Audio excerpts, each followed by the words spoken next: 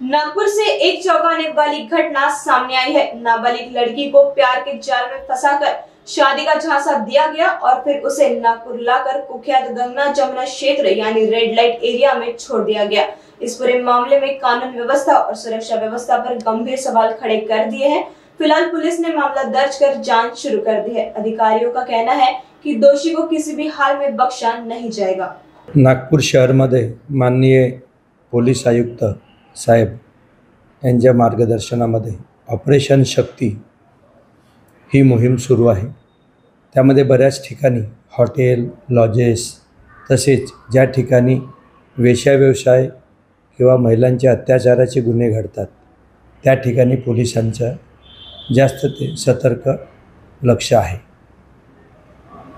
काल दिनांक 26/9/25 रोजी परिमंडळ 3 चे माननीय पोलीस उपायुक्त श्री मदने साहेब यांना गोपनीय माहिती मिळाली।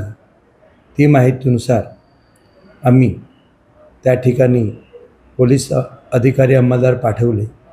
तिथे एक राजस्थानची अल्पवयीन मुलगी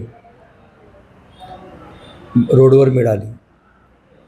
तिच्याकडे विचारपूस केली असता तिने जे सांगितले की तिला एका व्यक्तीने यातील आरोपी जो आहे शुभम उर्फ पोरिया मनोरिया झंझावत राहणार शंकरपूर जिल्हा बुंदी राजस्थान याने तिच्यासोबत लग्न करतो असे तिला आमिष दाखवून नागपूर येथे घेऊन आला आणि त्यानंतर त्याने तिला गंगा जमुना येथे घेऊन गेला। तिथे त्याच्या पूर्वीचे ओळखीचे जे महिला होत्या त्यांच्याकडे त्याने तिथे ठेवण्याचा प्रयत्न केला असे तिने माहिती दिली। त्यावरून आम्ही तिच्या तक्रार घेऊन गुन्हा दाखल केला आणि या गुन्ह्यामध्ये आरोपीला अटक केलेली आहे। आरोपीला अटक करून आरोपीला आम्ही 7 दिवसाचा PCR मागितलेला आहे।